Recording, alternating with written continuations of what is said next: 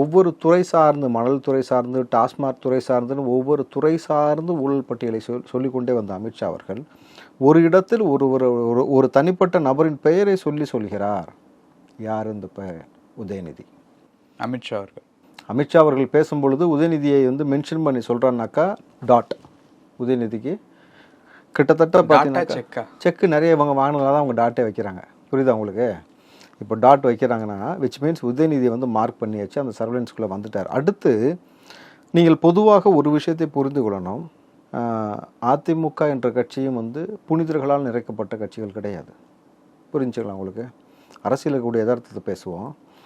அதிமுக ஊழலுக்காகவே 2 முறை ஆட்சி கலைக்கப்பட்டு, திமுக ஆட்சி கலைக்கப்பட்டிருக்கு. அதே மாதிரி தான் அதிமுகவும் ஊழலுக்காகவே கலைக்கப்பட்டு ஒரு முதலமைச்சர் 4 ஆண்டு காலம் சிறை சென்றார் அப்படின்னாக்கா, ஜெயலலிதா அவர்கள் சென்றார்னாக்கா அது நிதர்சனமான உண்மை. புரியுதுங்களா? அப்போது திமுகவும் புனிதர்கள் அல்ல, அதிமுகவும் புனிதர்கள் அல்ல.